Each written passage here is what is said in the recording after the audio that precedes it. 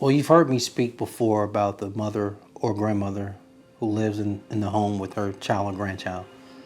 And you've heard the struggles of whether she has to pull out of her driveway and addressing and dodging potholes and not living in proximity of healthy food, as well as at night gunshots ring out, which makes her not feel safe. I think what we've done is do everything we can to address those issues of reducing blight and investing in our city's infrastructure, as well as providing opportunities for not only her, but her grandchild. But now I think it's time that we focus on the next 4 years. What opportunities are we creating for that grandchild?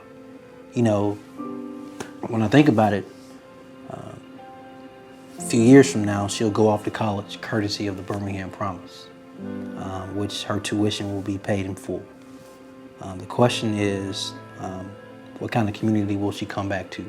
More importantly though, right, if there's a different way to frame that question is, what type of city does she deserve to come back to? And that's what we're focused on.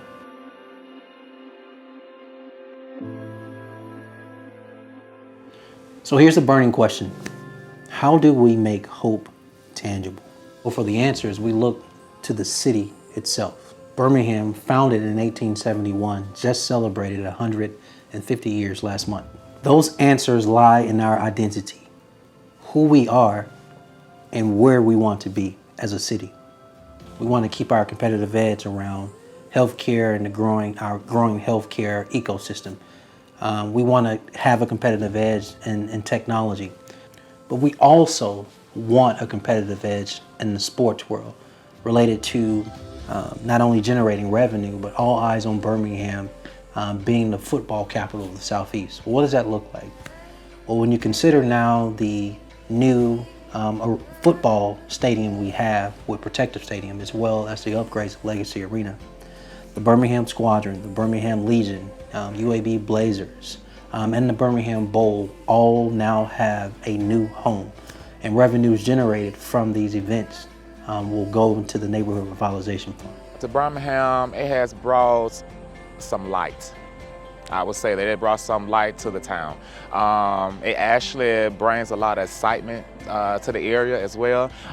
Just like I said once before, it's a great to see different races come together to support a team, or not just a team, but just to come together at all. And just for that, saying that, that's a great thing. So consider in 2021, as we continue our intentionality around being the football capital of the South, we saw an 80-plus year classic that was in another city move to Birmingham in the form of the Morehouse Tuskegee Classic.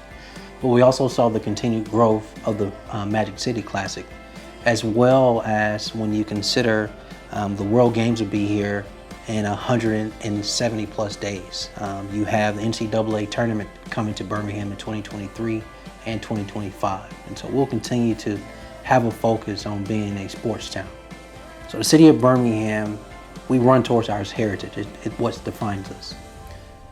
But that grandchild I spoke to, we not only want her to acknowledge the history that makes up her hometown, we want her to come back home and make her own history. All right, the area has changed throughout the community by, you can see some of the old buildings and homes being torn down. So that makes the area look a little bit more cleaner and more welcoming. I'm proud to say that this fiscal year, we have more than $14 million of our budget dedicated to neighborhood revitalization. In addition to that, when you consider just last year, millions went into paving streets, where we were able to do at least 30 miles of paving our streets that started in the fall. And in this year, in 2022, in this first half, you'll see an additional $8 million towards paving, where we'll be able to pave an additional 20 miles of roads as well. We've been working a lot on trying to get the neighborhoods cleaned up, and he asked me some of the ideas I might have for getting the neighborhood clean. And the mayor believe in this, working together with this, the youth and all of that. So I think that's where we had a lot of young people to get involved with what we've done. I think when it comes to neighborhood revitalization, we have to remember that our growth is cannot only be city-centered and centralized. The city of Birmingham is made up of 99 neighborhoods, and there are other small business districts in town. And so just to list a few of the things we're being intentional about The Ramsey McCormick building would be an example that, that building sat vacant for 40 years, 4+ decades. And what we've done now is raise that building and to make way for a new development of a 5-story commercial building there. In addition to that, Inslee High School sat empty for 15 years, and that's now going to make way for a 244 mixed-use housing development there as well. Because it helps preserve like the rich heritage, and then it makes people want to come back to the city instead of having to move over to the mountain and go over the mountain for everything. New subdivisions being built make people want to move back over here, and a nice place to raise a family. Children can go out and play and feel safe, and it's clean. So when we consider our history, we acknowledge part of the civil rights movement. There was a safe haven here in Birmingham, and that was the H.E. Gaston Motel. And thanks to Congresswoman Terry Sewell, as well as former Mayor William Bell, they were intentional about getting the right designation for that site and starting that restoration project. Our administration has captured it to make sure we finish the restoration project. And so we're excited that we've recently received a grant from the Mellon Foundation in the form of $1.1 million. Phase 1 is now complete, and the total restoration of that project will be complete by this summer. So we're very excited, about the strides around transportation in our community. I think as an administration, it is so important that we do everything we can to get our citizens from point A to B. We're glad to say that we've invested more money into VIA, our on-demand public form of transportation to get our citizens from point A to B, and related to the bus rapid transit system, which would be not only the state's first, but one of the Southeast's one-of-a-kind bus rapid transit systems, and support from the Federal Transit Authority as well as our local transit authority. We're working hard to get our citizens to jobs and to resources. That grandchild that you will hear me continue to speak about is the recipient of the Birmingham Promise, which is our down payment and continued investment into our city's future workforce. Almost 800 students have received tuition assistance or coaching, and separate from that, 250 plus students have been a part of the Birmingham Apprenticeship. So the Birmingham Promise is important because we have to make sure when our children from our 7 high schools walk across the stage that they are allowed to go straight into college, straight into the military, or straight into the workforce. And Birmingham Promise makes investments in 2 out of 3 of those options. So for Mayor Woodfin to believe in us and invest in us, that's a big investment to pay for our tuition for all 4 years. So me coming and also using my education from UAB would enhance me to give back to my community, as even if I decide to open my own practice or just fund a clinic in the community for people that needs it. So I just want to give back to my community, because if we don't, who will? And so City of Birmingham, unfortunately, not only has poverty, but our city has concentrated poverty. And it is important to acknowledge that a large majority of our homes are led by single-family mothers. Some of these mothers struggle with no job. Some of them struggle on the extreme end of that of 2 jobs. And what they want to do and what they deserve to do is to keep a roof over their child or children's head. They deserve to put food on that table and those utilities to remain on, and clothes on their children back, and to be able to get their children from school, from point A to B, or to get to work on time.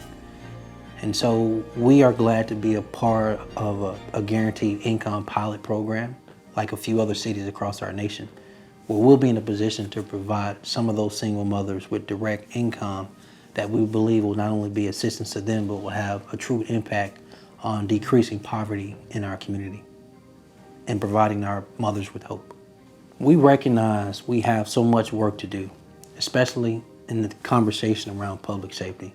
And although we are excited that we have a real-time crime center now that's brought our technology into the 21st century related to addressing public safety and crime, although we've taken over 2,700 guns off the street last year, gun violence is still a public health crisis in this community.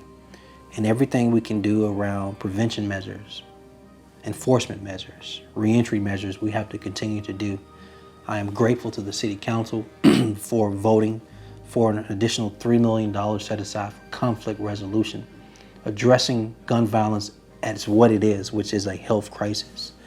And, you know, a lot of cities in America right now and urban cores are dealing with the same issue.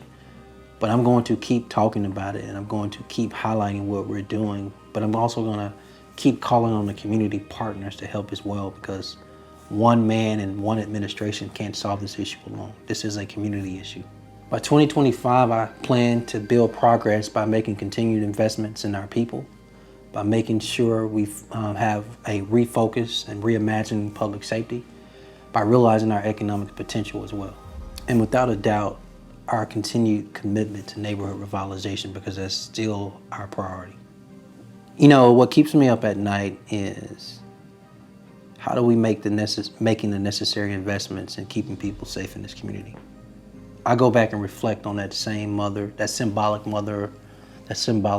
grandmother. What we really have to talk about is that granddaughter. The neighborhood she lives in, we have to focus on that. The opportunity we provide for her, we have to focus on that. If she wants to start a small business, what are we doing to make sure she's successful? Keeping her safe. These are the things that keep me up at night. But at the same time, these are the things that I believe if we answer them, this is the answer to hope. This is the answer to making hope tangible.